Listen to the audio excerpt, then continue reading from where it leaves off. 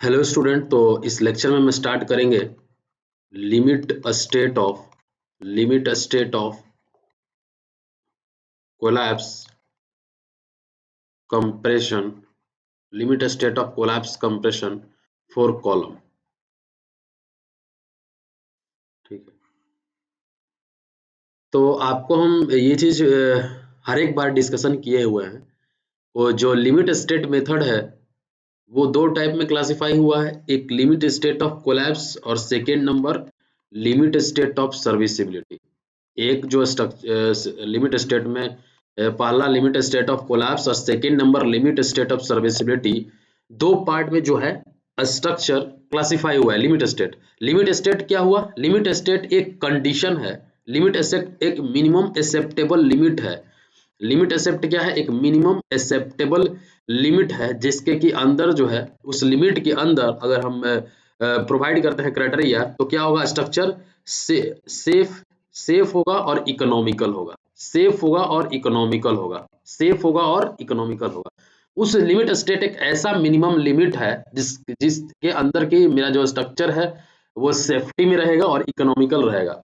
उस limit state को हम दो पार्ट में क्लासिफाई किए हैं, एक लिमिट स्टेट ऑफ कोलैप्स और second number is the limit state of serviceability. Collapse मतलब आपको यही ध्यान रखना है कि स्ट्रेंथ से रिलेटेड है। स्ट्रेंथ मीनिंग होता है इसका, जैसे कि लिमिट स्टेट ऑफ कोलैप्स मतलब स्ट्रेंथ का हम बात कर रहे हैं। लिमिट स्टेट ऑफ कोलैप्स मतलब स्ट्रक्चर के हम स्ट्रेंथ पे फोकस कर रहे हैं। इसमें हम पहला चैप्टर में limit state of collapse for flexor पढ़े थे। फ्लेक्सर का अर्थ, जिसका कि अर्थ होता है बेंडिंग, और इस फ्लेक्सर में हम कौन सा टॉपिक पढ़े थे? सिंगली रिइंफोर्स्ड बीम पढ़ लिए, डबली रिइंफोर्स्ड बीम पढ़ लिए, डबली रिइंफोर्स्ड बीम पढ़ लिए, सिंगली रिइंफोर्स्ड बीम पढ़ लिए, डबली रिइंफोर्स्ड बीम पढ़ लिए, और थर्ड जो नंबर है वो फ्लेंज्ड बीम पढ़े।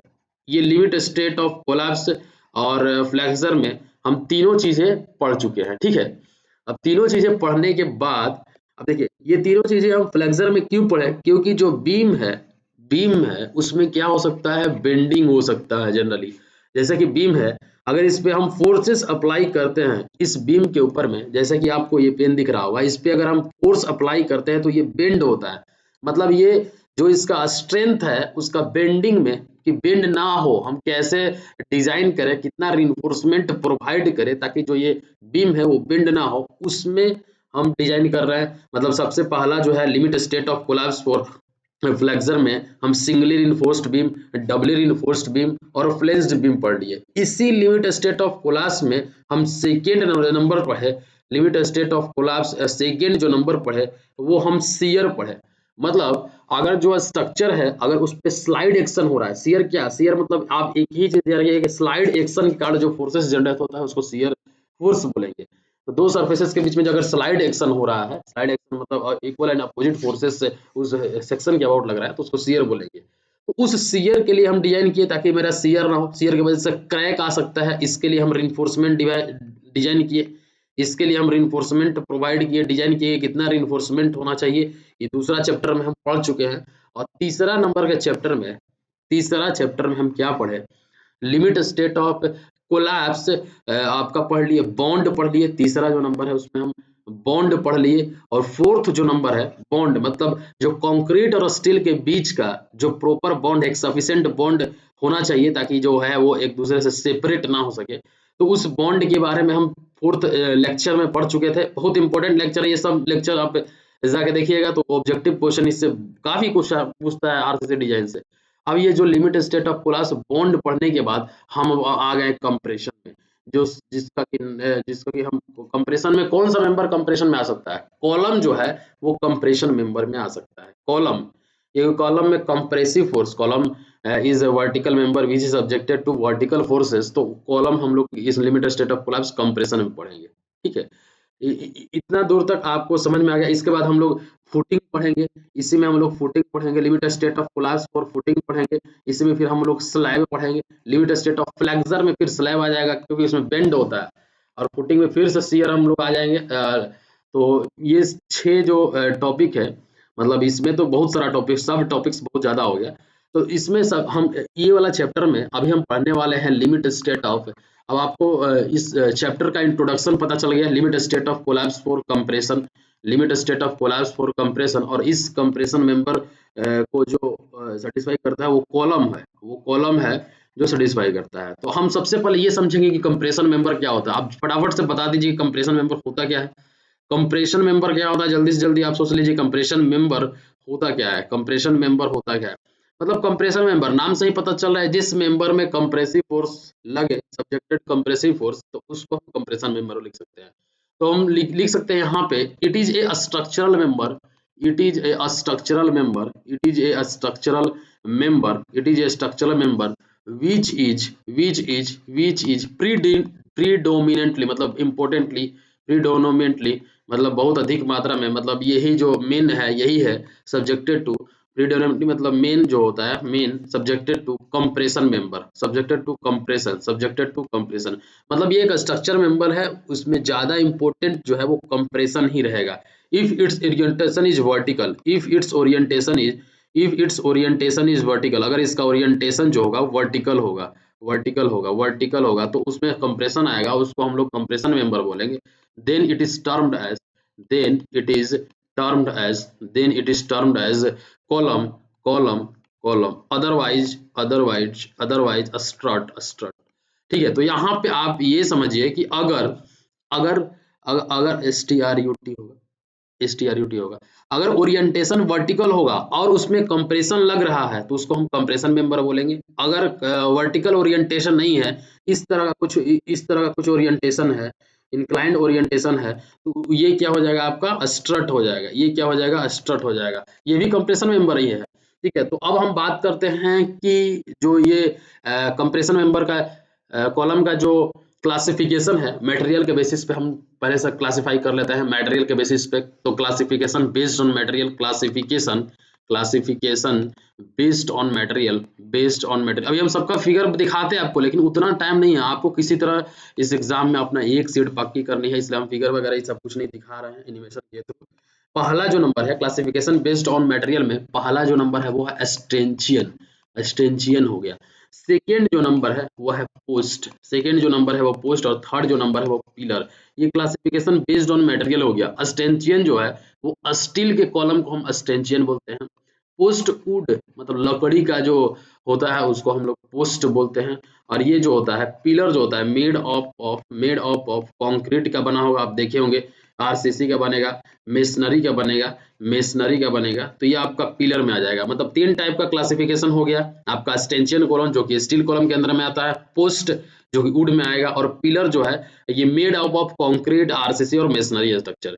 ठीक है, ये आपका क्लासिफिकेशन बेस्ड ऑन मटेरियल हो गया। अब हम आते हैं क्लासिफिकेशन बेस्ड ऑन शेप के बेसिस पे, बेस्ड ऑन शेप।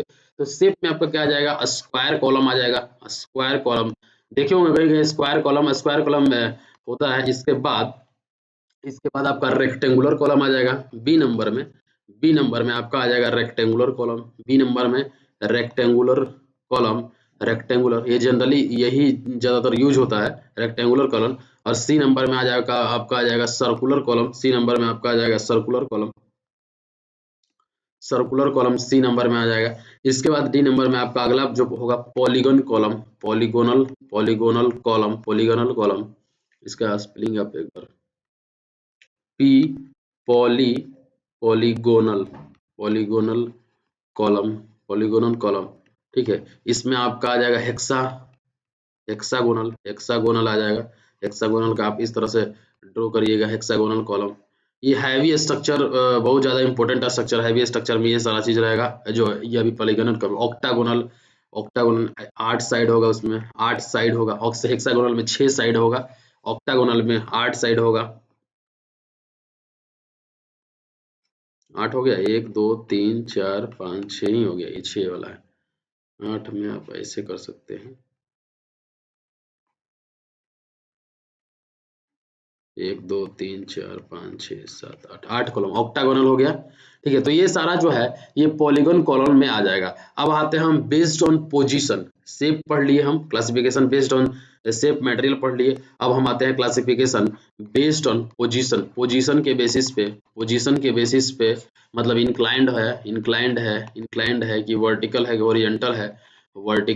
ओरिएंटल है, इस बेसिस पे अगर हम बात कर लेते हैं कॉलम का, तो सबसे पहला जो कॉलम होगा इसमें स्ट्रट होगा, सबसे पहला जो कॉलम होगा वो होगा स्ट्रट होगा। इसके बाद सेकंड नंबर जो होगा वो बूम होगा। जनरली ये ट्रसेस में पाया जाता है। ट्रस स्ट्रक्चर में जो कि टेंशन और मेंबर का एक नेटवर्क डायग्राम है, नेटवर्क है ट्रसेस। और ये बूम जो है क्रेन आपने देखा होगा, क्रेन्स उसमें आपका आता है। जैसे आप ट्रस स्ट्रक्चर में इस तरह से स्ट्रक्चर देखे होंगे, इस तरह का स्ट्रक्चर देखे होंगे, इस तरह का स्ट्रक्चर जनरली ट्रस आपको रेलवे वाले में दिखने को मिलेगा। तो इस तरह का जो यहाँ पे प्रोवाइड किया जाता है इसी को हम लोग स्ट्रट बोलते हैं। इसमें भी कंप्रेशन ही आता है, लेकिन ये कंप्रेशन वर्टिकल मेंबर नहीं है, ये ओरिजेंटल मेंबर है। ठीक है, तो ये तीसरा नंबर जो हो गया पोजीशन के बेसिस पे हो गया। फोर्थ नंबर का अगर हम बात करें, based on column position, based on loading condition, based on loading condition के हिसाब से जो कॉलम होता है वो कितना टाइप का होता है। तो लोडिंग कंडीशन के हिसाब से जो पहला नंबर है एक्सियली लोडेड कॉलम है, एक्सियली लोडेड कॉलम जो हो जाएगा आपका, वो आपका आ जाएगा पहला नंबर में। दूसरा नंबर में जो आ जाएगा आपका axially loaded column with uniaxial movement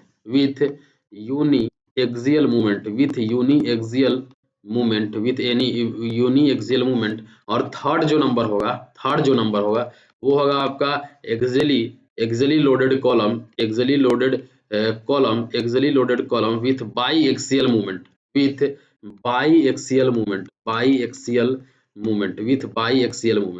तो ये तीन टाइप का कॉलम आ जाएगा आपका बेस्ड ऑन लोडिंग कंडीशन में। सबका अभी हम बता रहे हैं एक्सियली लोडेड कॉलम किसको बोलेंगे, axially loaded column with uniaxial movement और axially loaded column with biaxial movement. देखिए सिंपल में आप याद रखिए कि एक्सियली लोडेड जो कॉलम होगा, मान लीजिए कॉलम है, कॉलम का टॉप व्यू है, ऊपर से जब हम लोग देख रहे हैं, तो अगर इसके सेंटर पे कोई लोड लग रहा है, सिर्फ इसके सेंटर पे लोड लग रहा है, तो एक्सियली लोडेड कॉलम बोलेंगे या फिर कोसेंट्रिकली लोडेड कॉलम ही बोल सकते हैं।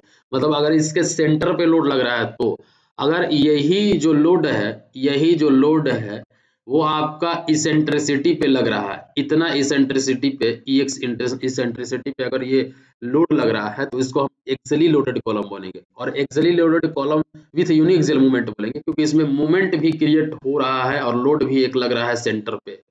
ठीक है, लेकिन जैसे ही ये जो आपको हम बताया कि ये वाला जो पोर्शन है, अगर दोनों तरफ इसेंट्रिसिटी प्रोड्यूस होता है, अगर यहाँ पे भी इसेंट्रिसिटी और यहाँ पे भी लोड लगता है, मतलब ये EX और EY ये दोनों पोजीशन पे अगर लोड लगता है, तो यहाँ पे दो मूवमेंट लगेगा, एक लगेगा आपका MX लगेगा और एक लगेगा आपका यहाँ पे MY लगेगा। तो यहाँ पे बाई एक्सियल मूवमेंट हो जाएगा, axially loaded with biaxial movement हो जाएगा।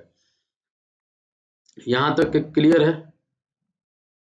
यहाँ तक क्लियर है? जैसे कि आप एक बार फिगर से भी देख सकते हैं, यहाँ पे इसको एक बार फिगर से भी आप समझ सकते हैं कि ये आपका एक्सियली लोडेड कॉलम में कैसे होता है। आप एक फिगर से भी देख सकते हैं यहाँ पे, जैसे कि ये आपका अगर हम लॉन्गिट्यूडिनल सेक्शन बनाते हैं, अगर हम यहाँ पे लॉन्गिट्यूडिनल सेक्शन बनाते हैं, लॉन्गिट्यूडिनल सेक्शन अगर हम यहाँ पे बनाते हैं,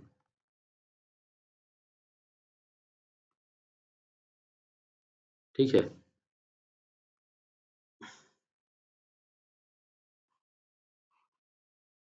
इस फिगर में यहाँ पे हो गया EX,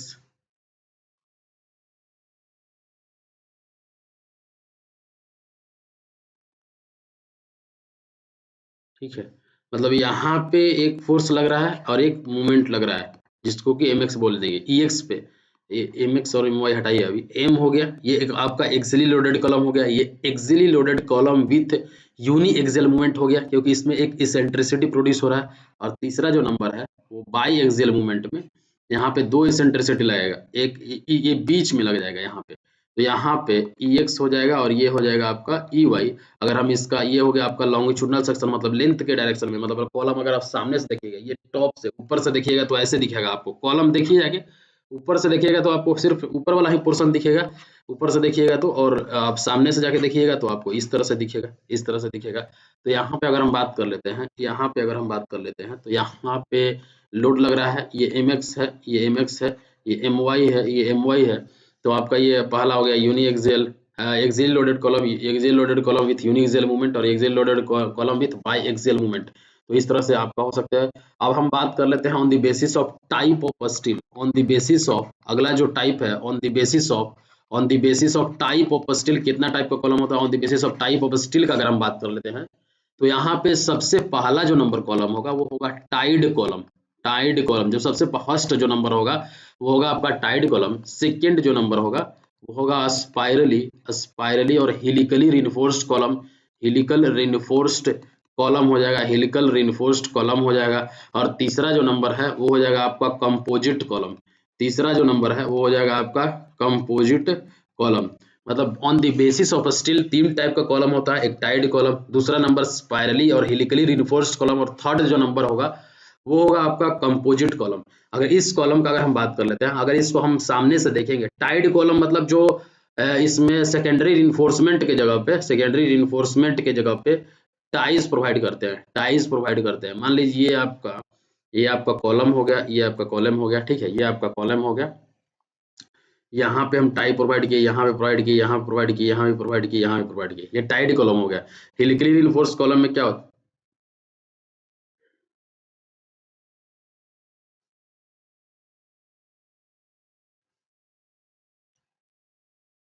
हेलिकली रिइंफोर्स कॉलम में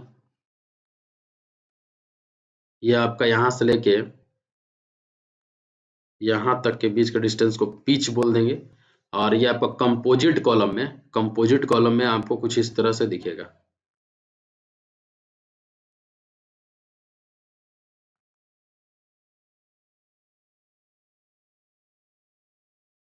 ये बगल में जो है आपको आई सेक्शन दिखेगा, मतलब इसी के बीच में जो है वो आपको आई सेक्शन दिखेगा। मतलब ये जो स्टील हम प्रोवाइड किए यहाँ पे, कोर जो स्टील इसको बोलेंगे, ये लेस देन 20% ऑफ एजी होना चाहिए कंपोजिट कॉलम के केसेस में। तो देखिए टाइड कॉलम में ये कॉलम जो होता है, अगर हम उसमें सिर्फ रिंग देते हैं, देखिए होगा आपने कॉलम बनते हुए उसमें हम सिर्फ रिंग प्रोवाइड कर देते हैं, रिंग प्रोवाइड कर देते हैं, तो उसको हम टाइड कॉलम बोलेंगे। और स्पाइरली हेलिकल रिइंफोर्समेंट कॉलम में, स्पाइरली हेलिकल रिइंफोर्स कॉलम में आपका स्पाइरल होगा। आप देखा होगा सर्कुलर कॉलम में स्पाइरल बाइंडिंग दे देते हैं, स्पाइरल कर देते हैं, ठीक है, मतलब स्पाइरली होगा। तो ये आपका स्पाइरली रिइंफोर्स कॉलम होगा, और इसमें आपका दोनों टाइप का स्ट्रक्चर लगता है, तो इसमें आपका हो जाएगा कंपोजिट कॉलम हो जाएगा। तो आप कंपोजिट कॉलम ध्यान रखिएगा। अब आते हैं हम बेस्ड ऑन स्लेंडरनेस रेशियो, जो कि मेन इंपोर्टेंट है। Based on slenderness ratio column कितना टाइप का होगा? बेस्ड ऑन स्लेंडर, इंपोर्टेंट है, बेस्ड ऑन, इससे क्वेश्चन पूछता है, based on slenderness ratio, based on slenderness. अभी स्लेंडरनेस रेशियो समझिए कि बहुत ही ज्यादा इंपॉर्टेंट है। स्लेंडरनेस रेशियो जो है वो हर चीज में ज्यादा इंपॉर्टेंट है। स्लेंडरनेस रेशियो से क्या जो स्ट्रक्चर का स्ट्रेंथ वो है वो कम और ज्यादा हो सकता है। स्लेंडरनेस रेशियो होता क्या है? स्लेंडरनेस जो रेशियो है वो होता क्या है? स्लेंडरनेस रेशियो होता क्या है? देखिए ये एक टर्म है जो कि डिफाइंड होता है ratio between, it is defined as the ratio between effective length of column, ratio between effective length of column, ratio between effective length of column to its least lateral dimension, मतलब अब हम बात कर लेते हैं slenderness ratio का, तो effective length divided by least lateral dimension हो जाएगा। और हम बात कर लेते हैं लेमडा का, तो L effective divided by minimum radius of gyration भी लिख सकते हैं हम यहाँ पे। तो बेस्ड ऑन स्लेंडरनेस रेशियो जो effective length, slenderness ratio based on slenderness ratio क्या हो गया? इफेक्टिव लेंथ, कॉलम का जो इफेक्टिव लेंथ होगा divided by list lateral dimension, मतलब अगर 200 बाई 200 का कॉलम होगा तो 200 उसमें हो जाएगा। और यहाँ पे एल इफेक्टिव या फिर आपका मिनिमम रेडियस ऑफ गायरेशन, ये भी इसका फॉर्मूला होता है। रेडियस ऑफ गायरेशन क्या होता है? Root under I divided by A होता है, मतलब movement of inertia divided by cross section area हो जाता है उसका। रेडियस ऑफ गायरेशन अगर प्रैक्टिकल मीनिंग देखे तो कोई भी अगर बॉडी है तो उसके न्यूट्रल एक्सिस से कितना फार अवे उसका पार्टिकल्स कॉन्सेंट्रेट कर रहा है, उसी को मिनिमम रेडियस ऑफ गायरेशन बोलते हैं। तो अगर हम बात कर लेते हैं रेडियस ऑफ गायरेशन के हिसाब से, जो फर्स्ट नंबर कॉलम हो जाएगा वो हो जाएगा आपका शॉर्ट कॉलम फर्स्ट नंबर। इसमें क्या होगा? जो स्लेंडरनेस रेशियो होगा वो लेस देन और इक्वल टू 12 होगा। ये बहुत ही इंपॉर्टेंट है। यहाँ ये जो पढ़ा रहे हैं इससे क्वेश्चन पूछेगा ऑब्जेक्टिव में। अभी यहाँ से जो पढ़ा रहे हैं ये कैसे क्रॉस होता है, ये फेल्स बाय क्रॉसिंग। क्रॉसिंग के थ्रू क्या हो जाएगा, फेल होगा। कैसे ये स्ट्रक्चर फेल होगा, ये क्रॉसिंग होगा। इसमें आपका बकलिंग नहीं हुआ। क्रॉस मतलब छोटा जो कॉलम होगा, छोटा कॉलम डायरेक्ट एक ही बार आके क्या हो जाएगा, क्रश हो जाएगा। ठीक है, दूसरा जो नंबर है वो आपका हो जाएगा लॉन्ग कॉलम। दूसरा जो नंबर हो जाएगा वो क्या हो जाएगा, लॉन्ग कॉलम। यहाँ पे जो लेम्डा का वैल्यू होगा, जो स्लेंडरनेस रेशियो का वैल्यू होगा वो ग्रेटर देन 12 होगा। और ये कैसे फेल करेगा, fails by buckling, fails by buckling, fails by buckling. और तीसरा जो नंबर होगा वो आगा आपका कॉलम में पेडेस्टल होगा। इसमें जो स्लेंडरनेस रेशियो का जो वैल्यू होता है वो लेस देन और इक्वल्स टू 3 होता है, लेस देन और इक्वल्स टू 3 होता है। जैसे कि अगर एग्जांपल का हम बात करें तो statue on pedestal, statue on pedestal, उसमें क्या होगा आपका, ये पेडेस्टल कॉलम हो जाएगा। जैसे एक एक क्रॉस सेक्शन ले लेते हैं, यहाँ पे हम एक क्रॉस सेक्शन यहाँ पे ले लेते हैं। ठीक है, एक क्रॉस सेक्शन ले लेते हैं। ये आपका वाई एक्सिस हो गया, ये आपका एक्स एक्सिस हो गया। ठीक है, अब यहाँ पे हम effective length by least lateral dimension अगर निकालेंगे तो L E X divided by D और L E Y divided by B, ये दोनों ले सकते हैं। एल ई एक्स मतलब effective length in X direction divided by effective depth, और effective length in Y direction divided by width. ये आपका विड्थ हो गया, ये आपका डेप्थ हो गया। तो इस तरह से हम लोग बना सकते हैं इसमें। अब हम बात कर लेते हैं, दो टर्म आता है, एक आता है इंपॉर्टेंट है, इंटरव्यू में भी इससे क्वेश्चन पूछा जाता है और पूछा भी गया है, unsupported length, unsupported unsupported length, unsupported length. ठीक है, और एक जो आता है वो आता है इफेक्टिव लेंथ। ये दोनों में क्या डिफरेंस है, अनसपोर्टेड लेंथ और इफेक्टिव लेंथ, ये दोनों में क्या डिफरेंस है, अभी हम आपको यहाँ पे क्लियर करने वाले हैं कि अनसपोर्टेड लेंथ और इफेक्टिव लेंथ में क्या डिफरेंस है। तो अनसपोर्टेड लेंथ किसको बोलते हैं, it is the distance between, पहले आप एक बार डिफिनेशन देख लीजिए। It is the distance between the floor, distance between the floor and the underside of the lower beam and underside of the lower beam, इसको हम अनसपोर्टेड लेंथ बोलेंगे। इसको हम क्या बोलेंगे, unsupported length.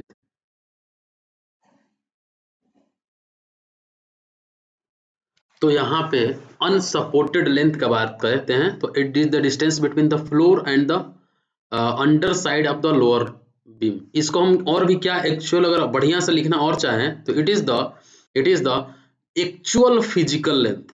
Actually light cut गया है तो आपको थोड़ा सा फेस ब्लैक दिख रहा होगा।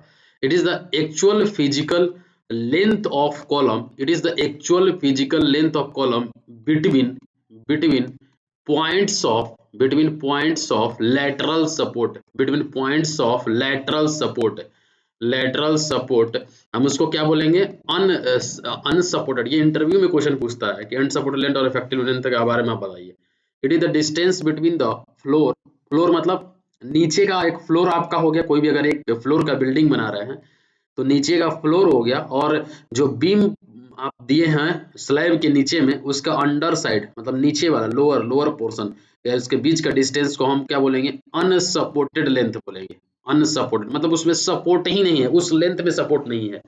और इफेक्टिव लेंथ क्या हो जाएगा आपका यहाँ पे, effective length of a column means the length that decide the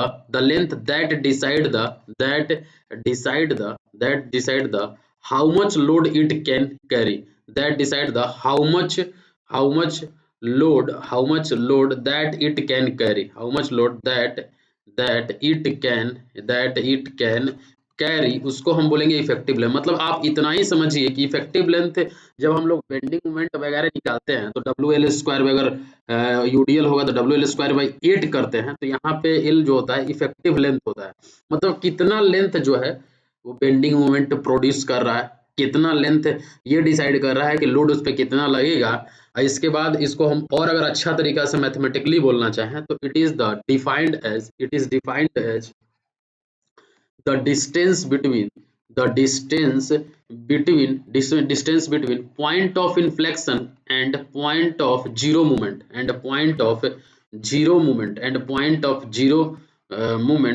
ठीक है, इसको इफेक्टिव, ये इंडिपेंडेंट ऑफ लोड, ये लोड से इंडिपेंडेंट होता है, ये लोड से इंडिपेंडेंट होगा। ठीक है, ये लोड के बेसिस पे नहीं होगा। तो यहाँ पे यही इफेक्टिव लेंथ और यही अनसपोर्टेड लेंथ में आपको एक रिलेशन होता है, जिससे कि क्वेश्चन एग्जाम में बहुत पूछता है, और उससे एक क्वेश्चन पक्का है जो अभी हम आगे बताने वाले हैं। इससे एक क्वेश्चन अगर आरसीसी डिजाइन में पूछेगा तो इससे जरूर पूछेगा। अभी हम प्रीवियस ईयर का भी क्वेश्चन दिखाएंगे आपको। जब हम प्रीवियस ईयर का क्वेश्चन आप जाके देख सकते हैं, इसे अपलोडेड है आपका यूट्यूब चैनल पे, तो वहां से आप देखिएगा तो दिखाया हुआ है कि प्रीवियस ईयर जेएसएससी जेईई में पूछा हुआ क्वेश्चन है, और हर एग्जाम में पूछता है इसे क्वेश्चन। बात कर लेते हैं हम वो क्या कंडीशन है। तो आप यहाँ पे एक हेडिंग डालिए, एक यहाँ पे आप हेडिंग डालिए सपोर्ट कंडीशन, यहाँ पे एक हेडिंग डालिए सपोर्ट कंडीशन, और यहाँ पे आप हेडिंग डालिए टाइप्स ऑफ सपोर्ट कंडीशन, यहाँ पे एक हेडिंग डालिए टाइप्स ऑफ सपोर्ट कंडीशन, ठीक है। और यहाँ पे एक हेडिंग डालिए थ्योरेटिकल लेंथ, यहाँ पे एक हेडिंग डालिए थ्योरेटिकल लेंथ, और यहाँ पे एक हेडिंग डालिए रिकमेंडेड लेंथ, रिकमेंडेड लेंथ। ये इतना आप हेडिंग डाल लिए, इतना आप हेडिंग डाल लिए। अब हम आते हैं पहला कंडीशन के बारे में। पहला कंडीशन के बारे में अगर हम बात कर लेते हैं, तो पहला जो कंडीशन है, अगर आपका सपोर्ट यहाँ पे फिक्स सपोर्ट है और यहाँ पे भी फिक्स सपोर्ट है, समझ लीजिए आप यहाँ पे ध्यान से, यहाँ पे भी आपका फिक्स सपोर्ट है और यहाँ पे भी फिक्स सपोर्ट है, यहाँ पे भी फिक्स सपोर्ट है। अगर हम बात कर लेते हैं यहाँ पे इफेक्टिव, ये जो है ये यहाँ से जो लेके यहाँ तक का लेंथ है, यहाँ से यहाँ तक के लेंथ को हम अनसपोर्टेड लेंथ बोल देंगे, अनसपोर्टेड लेंथ बोल दिए, और इसको हम एल से डिनोट कर लिए।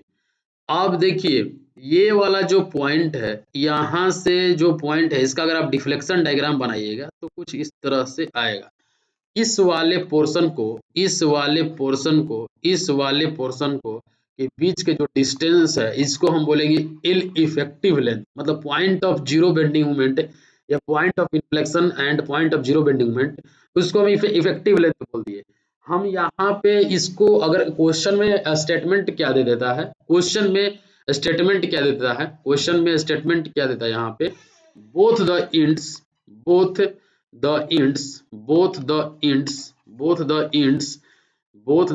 of a column are restrained against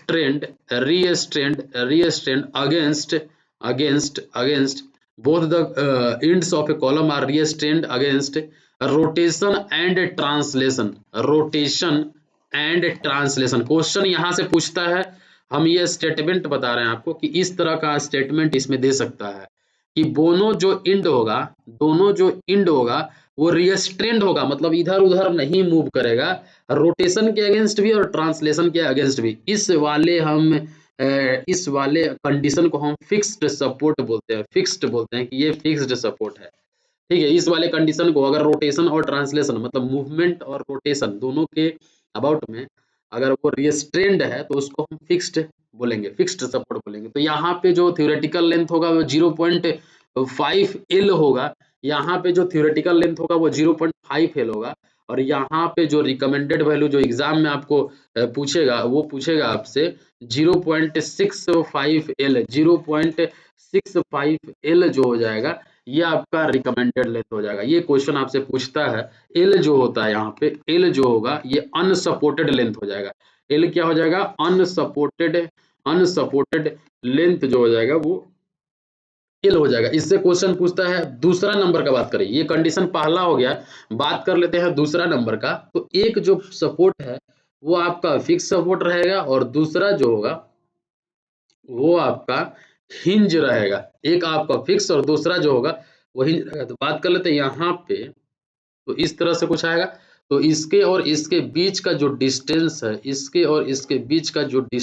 इसको हम एल इफेक्टिव बोल दिए, effective length.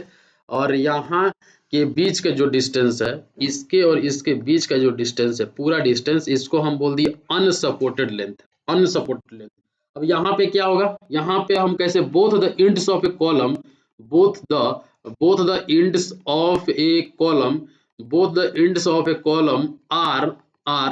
restrained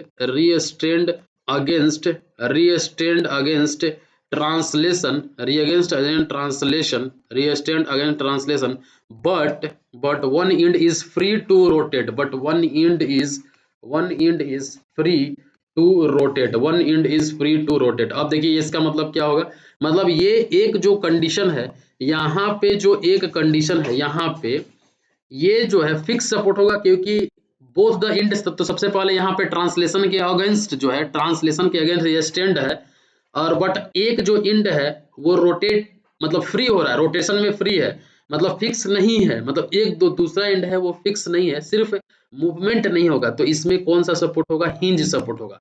hinge support में आपका क्या हो जाएगा, ट्रांसलेशन क्या दो रिएक्शन होता है इसमें, दो रिएक्शन होता है इसमें, तीन रिएक्शन होता है, मतलब तीनों के अलोंग क्या होता है, रिएस्टेंट होता है, इसमें दो ही के अलोंग रिएस्टेंट होता है। तो यहाँ पे होगा क्या, यहाँ पे एल इफेक्टिव लेंथ का जो वैल्यू होगा 0.7 एल होगा, और यहाँ पे 0.80 एल होगा। आप फिगर से ही देखिए, इसमें इसमें जो है वो बीच से स्टार्ट हो रहा था, मतलब थोड़ा सा आगे जाके स्टार्ट हो रहा था, यहाँ पे भी थोड़ा आगे जाके डिफ्लेक्शन डायग्राम बना, इसमें जब डिफ्लेक्शन डायग्राम बना है तो ये जो फिक्स पे आगे जाके थोड़ा सा हो रहा है, फिक्स पे आगे जाके थोड़ा सा हो रहा है, लेकिन यहाँ पे एकदम वहीं से स्टार्ट हो रहा है, मतलब इससे थोड़ा सा ज्यादा लेंथ होगा, मतलब इससे थोड़ा सा 0.5 एल है तो 0.7 एल होगा, और रिकमेंडेड में आपका 0.80 एल हो जाएगा। क्वेश्चन पूछता है, बहुत बहुत इंपॉर्टेंट है, इसे क्वेश्चन पूछता है। अब आते हैं हम लोग तीसरा जो कंडीशन है, तीसरा जो कंडीशन है इसमें अगर हम बात कर लेते हैं, तो एक तरफ आपका हिंज सपोर्ट होगा, एक तरफ आपका हिंज सपोर्ट होगा, और दूसरा तरफ भी क्या होगा, दूसरा तरफ भी क्या होगा, हिंज सपोर्ट होगा, दूसरा तरफ भी हिंज सपोर्ट होगा। ये आपका यहाँ से लेके जो यहाँ तक का लेंथ है, यहाँ से लेके जो यहाँ तक का लेंथ है, वो आपका अनसपोर्टेड लेंथ होगा। यहाँ से जो सपोर्ट पे तो नहीं होगा, अनसपोर्टेड लेंथ होगा। और इसका अगर हम डिफ्लेक्शन डायग्राम बनाएं तो कुछ इस तरह से होगा, और इसके बीच का जो लेंथ होगा वो होगा आपका इफेक्टिव लेंथ। बात कर लेते हैं अगर यहाँ पे हम कंडीशन का, तो कंडीशन हम कैसे लिखेंगे, both the ends both the end both the ends of a column both the ends of a column both the ends of a column both the ends of a column are restrained against a translation restrained against a translation but not rotation but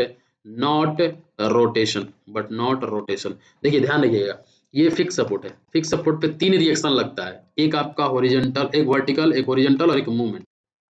मतलब ये translation के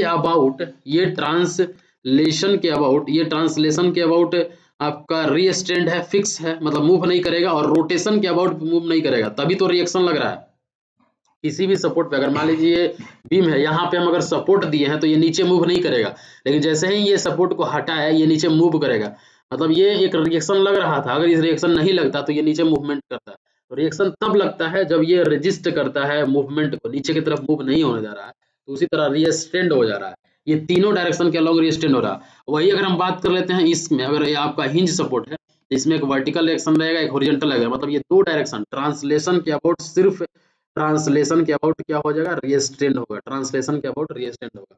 तो ये अब यहाँ पे वही चीज हम बोल रहे हैं यहाँ पे कि अगर दोनों तरफ हिंज सपोर्ट है तो सिर्फ ट्रांसलेशन के अबाउट क्या होगा, रिस्ट्रेंड होगा। तो यहाँ पे जो आपका थ्योरेटिकल वैल्यू होगा वो 1.0 एल होगा, यहाँ पे भी जो रिकमेंडेड वैल्यू होगा ये भी आपका 1.0 एल होगा। अब हम बात कर लेते हैं फोर्थ कंडीशन में, फोर्थ कंडीशन का अगर हम बात कर लेते हैं तो फोर्थ कंडीशन आपका इस तरह से होता है। एक तरफ आपका फिक्स सपोर्ट रहेगा और एक तरफ आपका हिंज सपोर्ट, मतलब इस तरह का सपोर्ट रहेगा, और इसका अगर हम आपका अनसपोर्टेड लेंथ आपका यहाँ से लेके यहाँ तक हो जाएगा, और ये जब इसका हम डिफ्लेक्शन डायग्राम बनाएंगे तो क्या होगा, यहाँ से होके यहाँ से स्टार्ट होगा और ये एक यहाँ से यहाँ तक मूव कर जाएगा। इसमें हम क्या लिखेंगे, one end of column is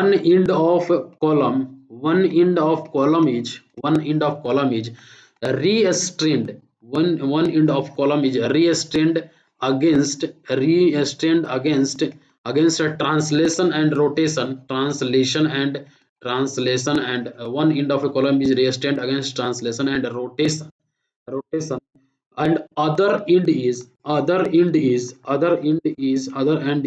restrained restrained against rotation, restrained against rotation, against rotation, against rotation, but not translation, but not translation, but not translation. देखिए ध्यान देखिए, मतलब मूवमेंट नहीं हो रहा है, रोटेशन नहीं होगा लेकिन मूवमेंट होगा, रोटेशन नहीं होगा लेकिन मूवमेंट होगा।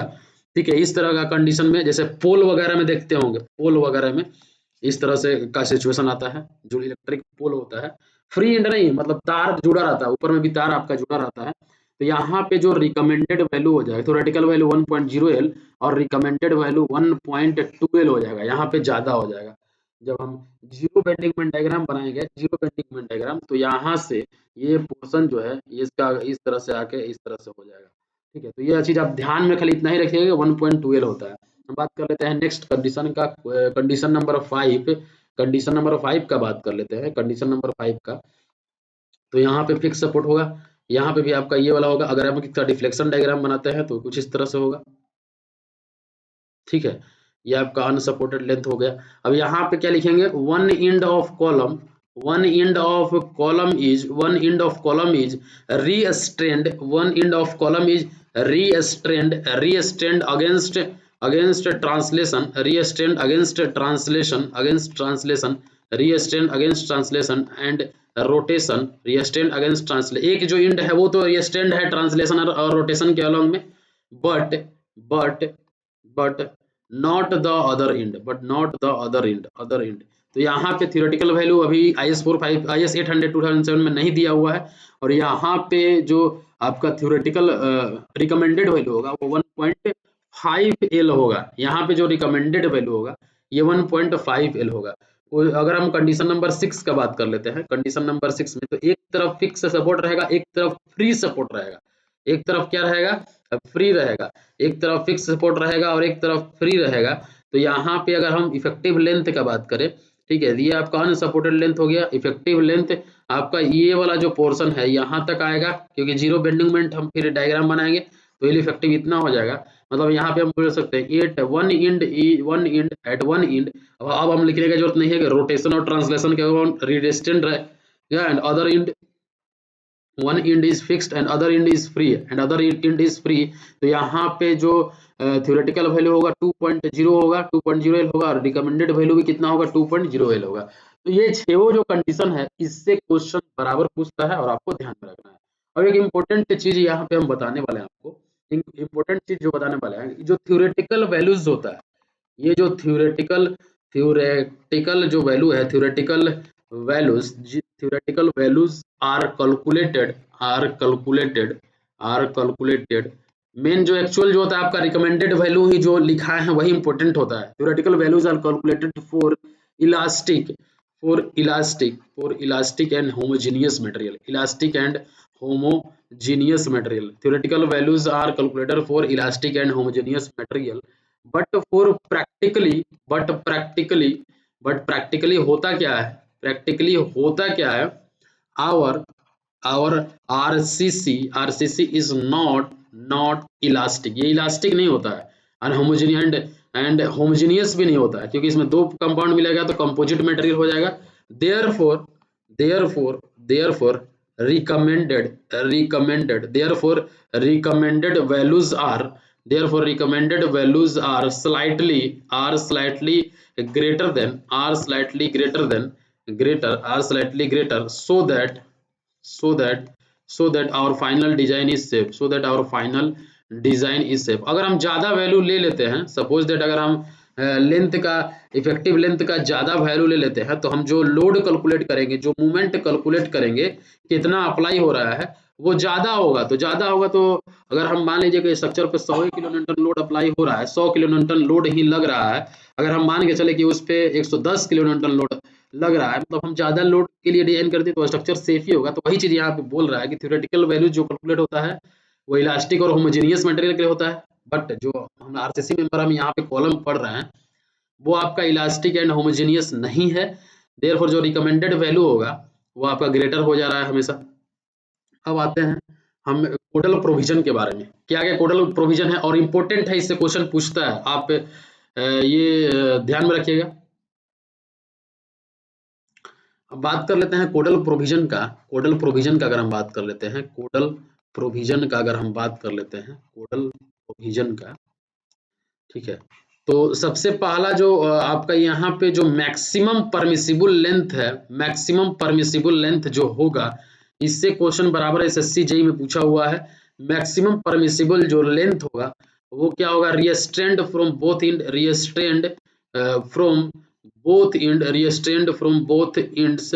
यहाँ पे जो अनसपोर्टेड लेंथ होगा, जहाँ पे जो अनसपोर्टेड लेंथ होगा, जो यहाँ पे अनसपोर्टेड लेंथ होगा वो ग्रेटर देन 60 बी होगा, ग्रेटर देन 60 बी होगा। और यहाँ पे बात कर लेते हैं नॉट रिस्ट्रेंड, अगर not restrained from, not restrained at one end होगा, अगर एक इंड के अबाउट रिस्ट्रेंड नहीं है, नहीं है, तो जो अनसपोर्टेड लेंथ होगा, जो अनसपोर्टेड लेंथ होगा, जो अनसपोर्टेड लेंथ होगा वो greater than 100 b square by D होगा, 100 बी स्क्वायर बाई डी होगा। तो ये दोनों जो कंडीशन है आप ध्यान में रखिएगा, ये दोनों जो कंडीशन है मैक्सिमम परमिसिबल लेंथ का, जब रिस्ट्रेंड होगा दोनों एंड से, तो यहाँ पे जो अनसपोर्टेड लेंथ होगा वो हो जाएगा नॉट ग्रेटर देन 60 बी, और नॉट रिस्ट्रेंड एट वन होगा तो 100 बी स्क्वायर बाई डी होगा। बात कर लेते हैं आगे में, एक जो बहुत ज्यादा इंपॉर्टेंट है, मिनिमम इसेंट्रिसिटी हम कॉलम में लेके डिजाइन करते हैं, मिनिमम इसेंट्रिसिटी के लिए हम डिजाइन करते हैं, मिनिमम इसेंट्रिसिटी के लिए, ताकि अगर स्ट्रक्चर पे कोई भी जैसे कॉलम है तो इसमें जरूरी नहीं है कि लोड जो है सेंटर पे ही हो, मतलब अगर सेंटर पे लोड लग भी रहा है तो बाद में जाके क्या होगा कि इसेंट्रिसिटी इसमें कुछ ना कुछ लग ही जाएगा। तो इसलिए हम लोग हर कॉलम को हम एक मिनिमम इसेंट्रिसिटी के लिए डिजाइन करते ही करते हैं, मतलब मिनिमम हम ये मानते हैं कि ये यहाँ पे सेंटर पे आके लोड नहीं लग के, मतलब कुछ ना कुछ इसेंट्रिसिटी भी पे भी लग सकता है, ये हम एज्यूम कर लेते हैं। तो वही जो मिनिमम इसेंट्रिसिटी है वो रिकमेंडेड किया गया IS 456 से। मतलब सबसे पहले तो आप लिखिए कि एवरी कॉलम मस्ट बी, मतलब हर कॉलम जो है वो must be designed for minimum eccentricity के लिए हम लोग डिजाइन करते ही करते हैं। Every column is designed for minimum eccentricity to take care of any constructional defect, to take care of any constructional defect, to take care of any constructional defect, variation in position of live load, variation in position of live load and material imperfection,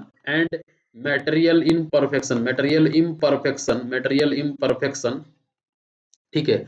तो minimum eccentricity कितना हो जाएगा, minimum eccentricity क्या हो जाएगा, maximum of unsupported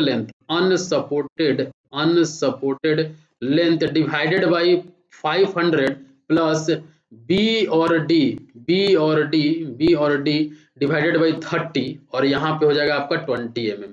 minimum eccentricity कैसे निकालेंगे, सबसे पहला जो निकालेंगे हम unsupported length divided by 500 plus b या फिर डी, दोनों में जो भी वैल्यू दिया रहेगा, दोनों में जो भी वैल्यू दिया रहेगा, बी या फिर डी, दोनों में जो भी वैल्यू दिया रहेगा, दोनों में जो भी वैल्यू दिया रहेगा बी और डी में डिवाइडेड बाई 30, ये एमएम में ही होगा क्योंकि 500 है तो एमएम में ही होगा, और ये 20 mm, ये दोनों में जो मैक्सिमम वैल्यू होगा उतना हम मिनिमम इसेंट्रिसिटी मान के चलेंगे। अब आते हैं हम लॉन्गिट्यूडनल रिइंफोर्समेंट, ये जितना भी बता रहे हैं सब इंपॉर्टेंट है। लॉन्गिट्यूडनल रिइंफोर्समेंट का अगर हम बात कर लेते हैं, लॉन्गिट्यूडनल रिइंफोर्समेंट का, तो मिनिमम जो लॉन्गिट्यूडनल रिइंफोर्समेंट है कॉलम में, मिनिमम का अगर हम बात करें तो 0.8% ऑफ ग्रॉस एरिया, इतना हम क्या करेंगे, मिनिमम लॉन्गिट्यूडनल रिइंफोर्समेंट प्रोवाइड करेंगे। और हम अगर मैक्सिमम का बात कर लेते हैं, मैक्सिमम का अगर हम बात कर लेते हैं, मैक्सिमम का तो 6% of gross area, 6% of gross area होता है आपका मैक्सिमम रिइंफोर्समेंट। लेकिन प्रैक्टिकली अगर हम बात करें, प्रैक्टिकली 4% जो होता है फोरलैपिंग के लिए 4% होता है, ठीक है। मतलब हमेशा 6% आपका होगा मैक्सिमम, लेकिन प्रैक्टिकली पूछे जब स्पेशली आपको क्वेश्चन में प्रैक्टिकली पूछ दे तब आप 4% मारिएगा, otherwise you have to go for 6%, मतलब आपको 6% ही मारना है। लेकिन अगर आप स्पेशली बोल दे कि प्रैक्टिकल में कितना यूज करते हैं तो 4% आपको मानना पड़ेगा। मिनिमम डायमीटर जो होता है कॉलम में, देखे होंगे मिनिमम डायमीटर और किसी चीज में नहीं बोला गया है, लेकिन मिनिमम डायमीटर जो हम लोग कॉलम में प्रोवाइड करते हैं वो 12 mm से हम लोग कम का कॉलम आप देखे भी नहीं होंगे कि 12 mm से कम डायमीटर का कॉलम कहीं पर प्रोवाइड करते हैं, तो ये मिनिमम डायमीटर हो जाएगा। बात कर लेते हैं फोर्थ पॉइंट का, बात कर लेते हैं फोर्थ पॉइंट का। As per IS 456 2000, as per IS 456 2000 का अगर हम बात कर लेते हैं, मिनिमम नंबर ऑफ बार हम कितना प्रोवाइड करते हैं, मिनिमम नंबर ऑफ बार्स का अगर हम बात कर लेते हैं, मिनिमम नंबर ऑफ बार्स का अगर बात कर लेते हैं, तो अगर हम रेक्टेंगुलर या फिर स्क्वायर में देखें, स्क्वायर में पहले देख लेते हैं, तो 4 नंबर जो होता है हर कॉर्नर पे, फोर्थ जो नंबर है वो प्रोवाइड करते हैं मिनिमम नंबर ऑफ बार्स। बात कर लेते हैं रेक्टेंगुलर का, बात कर लेते हैं रेक्टेंगुलर का, तो मिनिमम नंबर ऑफ बार्स जो हम प्रोवाइड करते हैं वो आपका 4 हो जाएगा। कॉलम में बात कर लेते हैं, कॉलम में बात कर लेते हैं, कॉलम में बात कर लेते हैं तो 6 होता है। हेक्सागोनल में अगर बात कर लेते हैं तो हर साइड्स पे, हर साइड्स के कॉर्नर पे 1 2 3 4 5 6, यहाँ पे भी कितना हो जाएगा आपका 6 हो जाएगा। उसी तरह अगर ऑक्टागोनल का बात कर लेते हैं, ऑक्टागोनल का बात कर लेते हैं, ऑक्टागोनल का अगर हम बात कर लेते हैं यहाँ पे, तो कितना हो जाएगा 1 2 3 4 5 6 7 8, 8 जो नंबर है वो ऑक्टागोनल में हो जाएगा। For polygon, for polygon on each corner, on each corner, on each corner, यह आपका हो जाएगा कॉलम के लिए। मिनिमम नंबर ऑफ बार्स का बात हो गया। पॉइंट नंबर 5 में आप देख सकते हैं मैक्सिमम जो स्पेसिंग हम प्रोवाइड करते हैं, मैक्सिमम जो spacing along, maximum spacing along peripheral, peripherally, peripherally should not be, should not exceed, should not exceed, should not exceed, should not exceed 300 mm। मतलब जो स्पेसिंग होता है अलोंग पेरिफेरी, जो हम लोग टाई कॉलम प्रोवाइड करते हैं, टाई बार जो हम प्रोवाइड करते हैं वो 300 mm से ज्यादा स्पेसिंग नहीं होना चाहिए, नॉट एक्सेड 300 mm। 6 पॉइंट का बात करते हैं तो मिनिमम जो आपका पेडेस्टल के लिए रिइंफोर्समेंट होता है वो 0.15% of gross area for pedestal, minimum 0.15% of gross area for pedestal. Pedestal का बात कर लेते हैं, पेडेस्टल का बात करते हैं। अब हम यहाँ पे जो मोस्ट इंपोर्टेंट है, जो एग्जाम में क्वेश्चन पूछता है जहाँ से, minimum nominal cover, minimum nominal cover का हम बात करते हैं। Minimum nominal cover 40 mm provide करते हैं कॉलम के केसेस में, और बार डाया और बार डाया जो दोनों में ग्रेटर होगा, मतलब 40 mm और बार डायमीटर, तो ऑब्वियस होता है कि ये हमेशा ही ज्यादा होता है, 40 mm से ऊपर का तो हम रिइंफोर्समेंट जनरली देंगे नहीं, ठीक है। तो 40 mm ये दोनों में जो ग्रेटर वैल्यू होगा वही हो जाएगा आपका मिनिमम नॉमिनल कवर होगा। इट कैन बी रिड्यूस्ड, ये जो 40 mm है, ये जो 40 mm है, it can be reduced, it can be reduced, it can be reduced to 25 mm, to 25 mm for dimension, और डायमेंशन जो कॉलम का जो डायमेंशन होता है लेस देन और इक्वल टू, लेस देन और इक्वल टू 200 mm, 200 mm, और बार डाया, और बार डाया 12 mm, और बार डाया 12 mm, और बार डाया 12 mm, मतलब 12 mm का डायमीटर का बार होगा, या फिर जो कॉलम का डायमेंशन होगा वह 200 बाई 200 से कम का होगा, 200 बाई 200 के इक्वल होगा, लेस देन और इक्वल होगा, तो हम यहाँ पे 25 mm कवर प्रोवाइड करेंगे, ठीक है। तो ये चीज आपका यहाँ पे समझ में आ गया होगा।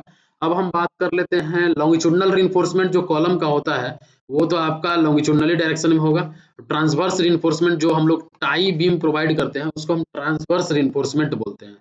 तो यहाँ पे हम ट्रांसवर्स रिइंफोर्समेंट का अगर हम बात कर लेते हैं, ट्रांसवर्स रिइंफोर्समेंट ये क्यों प्रोवाइड किया जाता है, सबसे पहला चीज ये ट्रांसवर्स रिइंफोर्समेंट होता क्या है। देखिए कॉलम जो होता है, मान लीजिए कॉलम है आपका, मान लीजिए ये कॉलम का लॉन्गिट्यूडनल सेक्शन है, तो यहाँ पे हम जो बार हम लोग सीधे लॉन्गिट्यूडनली प्रोवाइड करते हैं वो क्या होता है आपका लॉन्गिट्यूडनल रिइंफोर्समेंट होता है, वो मेन बार होता है, वो क्या होता है आपका यहाँ पे मेन बार होता है।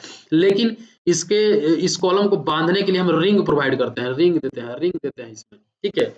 इस रिंग को हम टाई बार बोलते हैं, या फिर ट्रांसवर्स रिइंफोर्समेंट, टाइज बोलते हैं, या फिर ट्रांसवर्स रिइंफोर्समेंट बोलते हैं। तो ये क्यों प्रोवाइड किया जाता है, जो lateral reinforcement is provided, lateral reinforcement is provided to prevent buckling of, to prevent buckling of longitudinal reinforcement, to prevent buckling of longitudinal reinforcement, longitudinal reinforcement जो हम प्रोवाइड किए उसके बकलिंग को होने से रोकता है। If transverse reinforcement is not present if transverse reinforcement is not present in if transverse reinforcement is not present ठीक है, ट्रांसवर्स इन्फोर्समेंट अगर प्रेजेंट नहीं होता है तो हम करते क्या है, तो कॉलम में क्या आएगा, अगर ट्रांसवर्स इन्फोर्समेंट नहीं होगा तो कॉलम में क्या आएगा, तो कॉलम में कंप्रेसिव लोड आएगा। तो कॉलम में क्या होगा, कंप्रेसिव लोड आएगा कंप्रेसिव लोड आएगा तो हम लोग क्या करेंगे, तो लॉन्गिट्यूडनल रीइंफोर्समेंट जो है, लॉन्गिट्यूडनल जो रीइंफोर्समेंट है वो कवर को क्या करेगा, तोड़ के बाहर आ जाएगा। अगर ट्रांसवर्स रीइंफोर्समेंट हम लोग नहीं देंगे तो ये जो लॉन्गिट्यूडनल रीइंफोर्समेंट है ना, ये तोड़ के बाहर आ सकता है, क्योंकि उसकी टेंडेंसी जो होगा बकलिंग के लिए, वो हाई होगा। इसीलिए हम लोग क्या करते हैं कि ट्रांसवर्स रीइंफोर्समेंट हम लोग प्रोवाइड करते हैं, ठीक है। और क्या हो सकता है ट्रांसवर्स रीइंफोर्समेंट प्रोवाइड करने का reason, it also provide resistance against shear and torsion, resistance against shear and torsion. ये क्या करेगा, रेजिस्टेंस प्रोवाइड करेगा शियर एंड टोर्सन के रिस्पेक्ट में जो होगा वो रेजिस्टेंस प्रोवाइड करेगा। इट ऑल्सो, ये एक और क्या काम करेगा, it also helps it also helps to maintain the concrete confined, को इसको रोकता है। it also hold longitudinal reinforcement in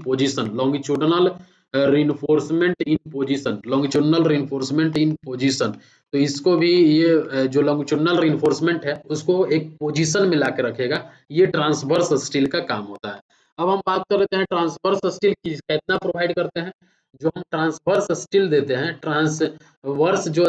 हैं वो कितना प्रोवाइड करते हैं, तो सबसे पहले ट्रांसवर्स स्टील जो होता है वो लैटरल टाइज के टर्म में होता है। लैटरल टाइज जैसे ये आपका कॉलम का मेन रीइंफोर्समेंट हो गया, मेन लॉन्गिट्यूडनल रीइंफोर्समेंट हो गया, इसमें हम टाई प्रोवाइड करते हैं। इस तरह से टाई मतलब आप रिंग देखे होंगे ना, रिंग हम लोग बनाते हैं, रिंग बना के डालते हैं कॉलम में, आप ये ठेठ भाषा में हम लोग रिंग बोलते हैं, वो लैटरल टाइज होता है। उसका डायमीटर कितना होना चाहिए, जो हम लोग रिंग प्रोवाइड करते हैं, लैटरल टाइज प्रोवाइड करते हैं, उसका डायमीटर कितना होगा, उसका diameter 1/4 of pi largest longitudinal bar. मान लीजिए कॉलम हम लोग बनाए हैं, उसमें हम लोग 25 mm का रिइंफोर्समेंट दे दिए और कहीं कहीं पे 32 mm का भी रिइंफोर्समेंट दे दिए, तो जो दोनों में मैक्सिमम होगा 32 मैक्सिमम है, तो यहाँ पे 5 ऑफ लार्जेस्ट। क्या होता है कॉलम में हम लोग दो टाइप का भी रिइंफोर्समेंट प्रोवाइड करते हैं, मतलब 25 का, 32 का, दोनों साइड में हम दोनों टाइप का प्रोवाइड कर सकते हैं, ठीक है। तो डायमीटर निकालिएगा तो पहला नंबर में आप निकालिएगा जो मैक्सिमम लॉन्गिट्यूडनल रिइंफोर्समेंट डायमीटर का यूज हुआ है डिवाइडेड बाय 4, और सेकेंड नंबर में 6 mm। ये दोनों में जो ग्रेटर वैल्यू होगा वो आपका टाई का डायमीटर हो जाएगा। दोनों में जो ग्रेटर वैल्यू होगा वो आपका टाइज का डायमीटर आ जाता है। अब हम बात कर लेते हैं स्पेसिंग का, कि जो हम लोग स्पेसिंग देते हैं वो कितना देते हैं। बात कर लेते हैं हम स्पेसिंग का, या फिर इसको हम पिच भी बोल देते हैं, कि जो टाइज यहाँ पे हम प्रोवाइड किए, ये आपका लॉन्गिट्यूडनल रिइंफोर्समेंट हो गया, ये टाइज जो हम प्रोवाइड किए ये कितना स्पेसिंग पे हम प्रोवाइड करेंगे, कितना इसका पिच होगा, कितना स्पेसिंग होगा। तो इसमें निकालने के लिए सबसे पहले हम क्या करेंगे, पहला नंबर में हम लिस्ट लैटरल डायमेंशन पहला नंबर में लिख दिए। लिस्ट लैटरल डायमेंशन मतलब अगर कॉलम 250 बाई 350 का है तो लिस्ट लैटरल डायमेंशन कितना हो जाएगा, 250 हो जाएगा। दूसरा नंबर में 16 into 5 ऑफ लार्जेस्ट लॉन्गिट्यूडनल बार। अब देखिए यहाँ पे मान लीजिए आप कॉलम में 25 mm डायमीटर का और 32 mm डायमीटर का रिइंफोर्समेंट यूज किए हैं, तो 16 इंटू यहाँ पे क्या हो जाएगा, 16 इंटू 32 हो जाएगा। तीसरा जो नंबर में हम बात करेंगे 300 mm, ये जो स्पेसिंग है ये तीनों वैल्यू में से जो भी स्मॉल वैल्यू होगा उसको हम स्पेसिंग देंगे, उसका क्या हो जाएगा, स्पेलिंग। किसी भी केस में कॉलम में स्पेसिंग कॉलम में 300 mm से ज्यादा नहीं होना चाहिए। ये आपका लैटरल टाइज के बारे में आ गया, ठीक है। बात कर लेते हैं स्पाइरल और हेलिकल स्टील के बारे में। बात कर लेते हैं हम स्पाइरल और हेलिकल स्टील के बारे में। हेलिकल स्टील जो स्पाइरल स्टील होता है उसके बारे में अगर हम बात कर लेते हैं, जैसे ये कॉलम है, सर्कुलर कॉलम के केसेस में जनरली होता है। जो हम लैटरल टाइज प्रोवाइड करते हैं वो आपने देखा होगा कि इस तरह से कुछ प्रोवाइड करते हैं, ठीक है। लैटरल जो हम लोग बांध देते हैं इसको हम लोग हेलिकल रिइंफोर्समेंट। तो स्पाइरल रिइंफोर्समेंट क्या होता है, जो कॉलम का लोड कैरिंग कैपेसिटी है उसमें 5% का इंक्रीज हो जाता है। 5% जो हो जाता है कॉलम का जो इसका लोड कैरिंग कैपेसिटी है वो बढ़ जाता है। ठीक है, स्पाइरल जो रिइंफोर्समेंट है, स्पाइरल रिइंफोर्समेंट की वजह से जो कैपेसिटी होता है सेक्शन का जो कैपेसिटी होता है वो 5% इम्प्रूव हो जाता है। 5% इम्प्रूव हो जाता है और डक्टिलिटी को भी बढ़ा देता है, डक्टिलिटी को भी इम्प्रूव कर देता है। ठीक है, और जैसे ही ये इसमें स्पाइरल रिइंफोर्समेंट आ जाएगा तो इसमें कौन सा कंप्रेशन आएगा, ट्राई एक्सियल कंप्रेशन आएगा, ट्राई एक्सियल कंप्रेशन आएगा। तो इस केस में स्पाइरल और हेलिकल रिइंफोर्समेंट जब हम प्रोवाइड करेंगे तो यहाँ पे जो उसका डायमीटर जो होगा वो क्या होगा, इसका जो डायमीटर होगा वो क्या हो जाएगा, पहला नंबर पे 1/4 ऑफ 5 लार्जेस्ट लॉन्गिट्यूडनल, वही वाला largest longitudinal reinforcement, largest longitudinal reinforcement. और सेकंड नंबर में 6 mm, और दोनों में जो ग्रेटर वैल्यू होगा वो हो जाएगा, दोनों में जो ग्रेटर का वैल्यू हो जाएगा वो हो जाएगा। बात कर लेते हैं अगर हम पिच का, तो पिच वाला थोड़ा सा ध्यान से देखिएगा, पिच वाला थोड़ा सा आप ध्यान से देखिएगा क्योंकि ये लेटरल टाइज से थोड़ा सा अलग है। इसमें पिच में क्या होगा, सबसे पहला नंबर पे हम लिख देंगे not greater than 75 mm। 75 mm से तो पहले ज्यादा नहीं होना चाहिए पिच और इसका हेलिकल रिइंफोर्समेंट का, 75 mm से। दूसरा जो नंबर है हम लिख देंगे 1/6 ऑफ 5 कोर, जो डायमीटर है, कोर जो डायमीटर है, जो कॉलम का कोर डायमीटर है उसका डिवाइडेड बाई 1/6 करेंगे। तीसरा जो नंबर है लेस देन 25 mm। ठीक है, और चौथा जो नंबर है वो लेस देन 3 ऑफ 5H, जो हेलिकल हम रिइंफोर्समेंट प्रोवाइड कर रहे हैं उसका डायमीटर इंटू थर्ड। ये सब में जो स्मॉलर वैल्यू आएगा, ये सब में जो स्मॉलर वैल्यू आएगा ये क्या हो जाएगा, इसका आपका हो जाएगा, इसका पिच हो जाएगा, इसका क्या हो जाएगा, पिच हो जाएगा।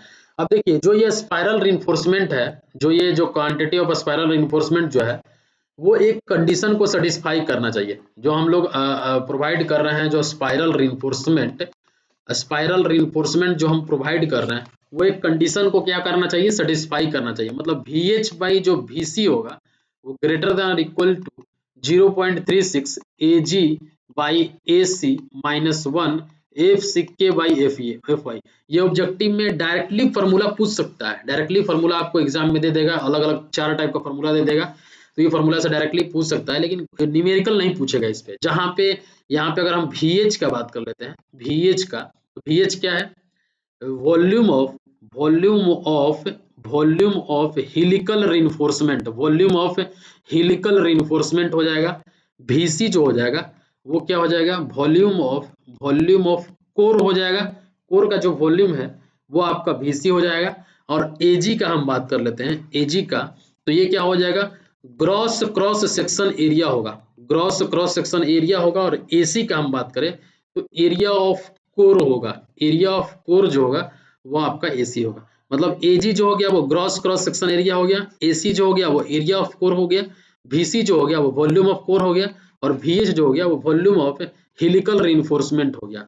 ठीक है, बात कर लेते हैं अगर जैसे ये मान लीजिए आपका कॉलम का टॉप व्यू हो गया, ये इसमें इसमें हम लॉन्गिट्यूडनल जो रिइंफोर्समेंट प्रोवाइड किए वो हो गया हेलिकल हेलिकल, और ये आप लॉन्गिट्यूडनल रिइंफोर्समेंट हो गया, ये हेलिकल हेलिकल कैसे हो गया, आप ऊपर में देखिएगा कॉलम के सबसे ऊपरी पोर्शन में तो छड़ निकला हुआ दिखेगा आपको, वो क्या होता है, ये लॉन्गिट्यूडनल रिइंफोर्समेंट है, ये लॉन्गिट्यूडनल रिइंफोर्समेंट। आप कॉलम जाके अभी देखिएगा, कॉलम जाके अगर आप देखते हैं तो ये लॉन्गिट्यूडनल रिइंफोर्समेंट हो जाएगा, और ये जो ये पेरिफेरल जो है ये हेलिकल रिइंफोर्समेंट हो जाएगा। तो देखिएगा यहाँ से पूरा जो ये है ये पूरा डायमीटर हो गया, और यहाँ से लेके यहाँ तक के डायमीटर को हम लोग क्या बोलेंगे, फाई ऑफ कोर। तो फाई सी क्या हो जाएगा, D माइनस 2 इंटू कवर, ये जो कवर है ये यहाँ से लेके यहाँ तक के बीच का जो कवर है उसको दोनों तरफ माइनस कर देंगे तो क्या निकल जाएगा, डायमीटर ऑफ कोर निकल जाएगा, और एरिया ऑफ कोर निकालना है तो पाई/4 इंटू फाई सी का स्क्वायर कर देते हैं तो डायरेक्टली क्या निकल जाएगा, एरिया ऑफ कोर निकल जाएगा। ग्रॉस एरिया अगर निकालना है, AG निकालना है तो पाई/4 इंटू D स्क्वायर हो जाएगा। वॉल्यूम ऑफ हेलिकल रिइंफोर्समेंट निकालना है तो pi into phi C minus phi H divided into पाई/4 इंटू फाई एच का स्क्वायर। ये आपका वॉल्यूम ऑफ हेलिकल रिइंफोर्समेंट हो जाएगा। ये आपका लेंथ हो जाएगा पाई इंटू डी। ये डायमीटर क्या हो जाएगा, कोर का डायमीटर और हेलिकल जो रिइंफोर्समेंट है उसका डायमीटर माइनस कर लेते हैं, तो पाई बाई 4 इंटू फाइव एच का स्क्वायर कर देते हैं, तो हेलिकल रिइंफोर्समेंट का वॉल्यूम निकल जाएगा।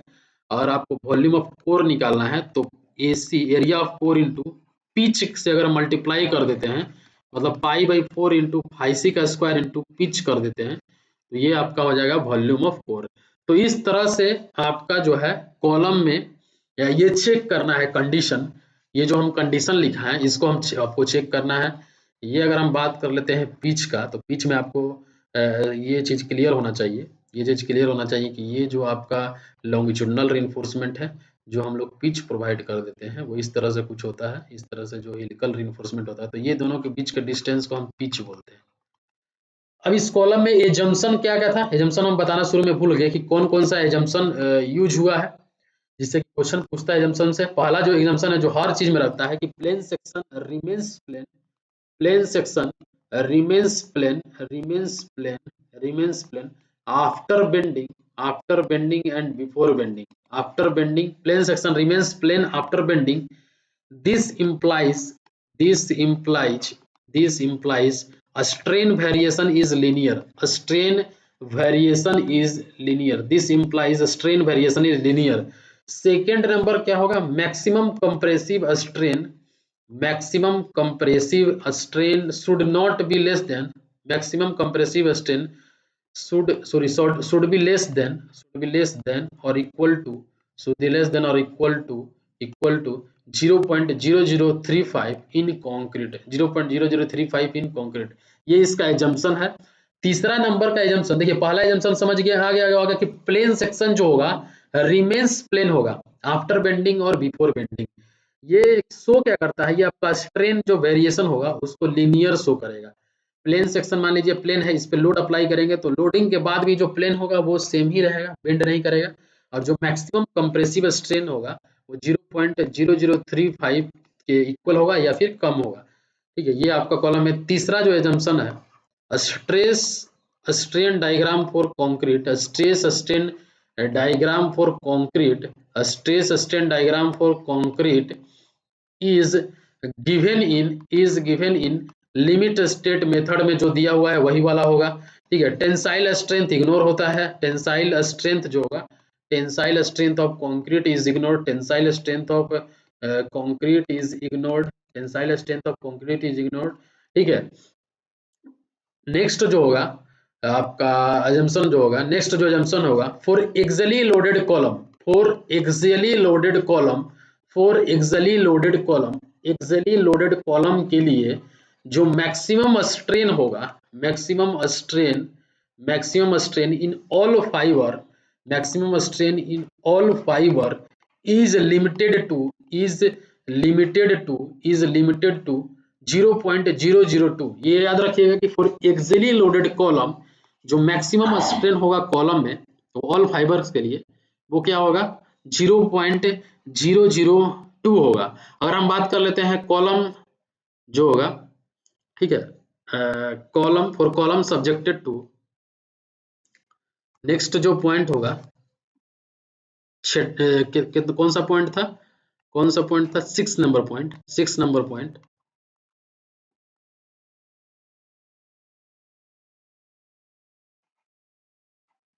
सिक्स नंबर जो पॉइंट है ये क्या बोला है, 6 number point, for column subjected to, और कॉलम सब्जेक्टेड टू, और column subjected to axial load, और column subjected to axial load with bending, or column subjected to axial load with bending, and entire section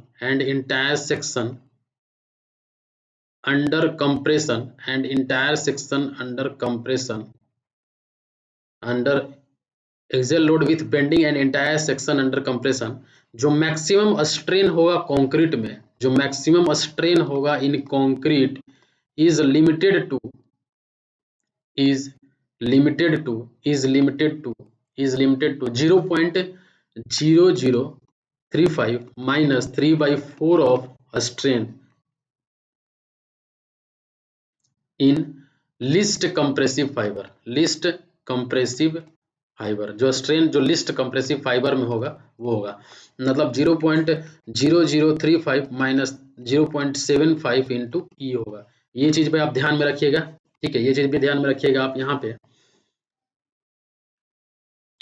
मतलब यहाँ पे ये समझिए आप, मतलब यहाँ पे ये समझिए कि मान लीजिए ये आपका कॉलम का क्रॉस, ये के लॉन्गिट्यूडिनल सेक्शन हो गया, ये कॉलम का लॉन्गिट्यूडिनल सेक्शन हो गया, इस पे लोड लग रहा है, ये प्योर एक्सियल लोड है, प्योर एक्सियल लोड है अगर ये, ठीक है।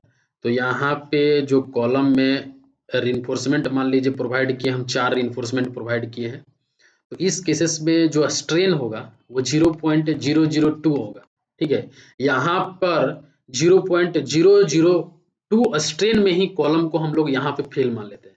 यहाँ पे इस वाले कंडीशन में, इस वाले कंडीशन में हम ये मान लेते हैं कि 0.002 स्ट्रेन में ही जो कॉलम होगा, कॉलम जो होगा वो फेल हो जाएगा, क्योंकि column is more sensitive then, ये जो होता है कॉलम जो होता है वो ज्यादा सेंसिटिव होता है बीम से।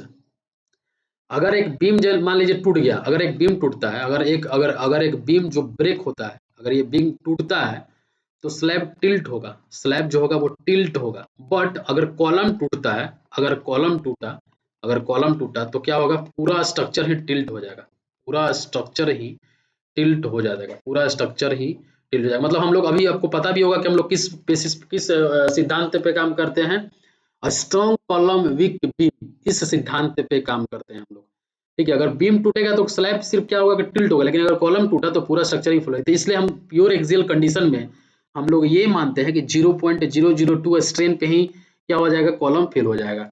उसी तरह अगर हम बात कर लेते हैं इसमें, हम बात कर लेते हैं बोथ बेंडिंग एंड एक्सियल में, बोथ बेंडिंग और एक्सियल में, जैसे ये आपका कॉलम का लॉन्गिट्यूडिनल सेक्शन हो गया, ये कॉलम का लॉन्गिट्यूडिनल सेक्शन हो गया, ये आपका स्ट्रेन, ये आपका रिइंफोर्समेंट हो गया। यहाँ पे जो स्ट्रेन होगा, यहाँ पे जो स्ट्रेन होगा, यहाँ पे तो 0.0035 होगा, और इस पोर्शन पे, इस पोर्शन पे ये आपका 0.002 हो गया, ये आपका 0.0035 हो गया। यहाँ पे बात कर लेते हैं, यहाँ पे तो ये हो जाएगा आपका 0.0035 माइनस 0.75 ई होगा, माइनस 0.75 ये आपका ई हो जाएगा। ये पूरा यहाँ तक आपका ये होगा, लेकिन यहाँ तक बात कर लेते हैं, यहाँ तक ई होगा, तो यहाँ तक जो पोर्शन होगा 0.335 माइनस 0.75 ई होगा। ये बहुत एक्सीलेंट बेंडिंग में आता है, ठीक है।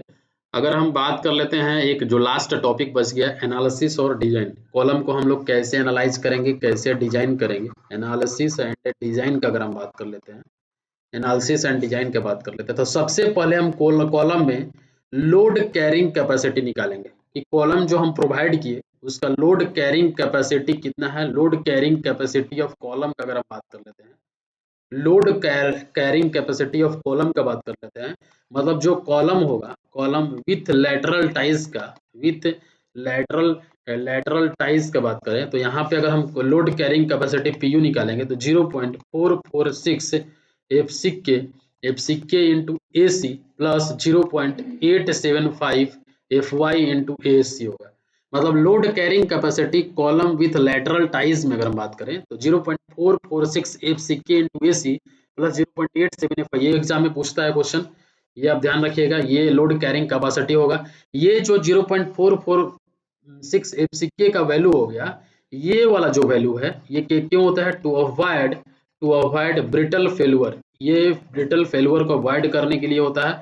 और ये जो 0.87 एफवाई जो लोड कैरिंग कैपेसिटी है, ये बकलिंग फेल्यूर को अवॉइड करने के लिए होता है, ये बकलिंग फेल्यूर को रोकने के लिए ये कैपेसिटी होता है, ठीक है। मतलब इसको, इसमें हम लोग इसको, इसका जो एक इम्प्रूव वर्जन है, इसमें हम लोग PU equals to 0.4 FCK into AC plus 0.67 FY into AC, ये भी लिख लेते हैं हम लोग, 0.67 एफवाई इंटू एसी लिख लेते हैं। यहाँ पे जो एसी है, एसी जो है वो है क्या है, आपका एरिया ऑफ कॉन्क्रीट कॉलम है, area of concrete section, area of concrete section है।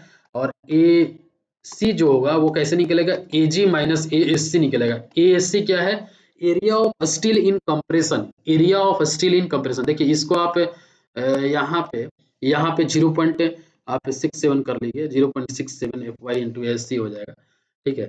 तो ये आपका हो गया, अब हम बात कर लेते हैं आपका कॉलम विथ हेलिकल रिइंफोर्समेंट।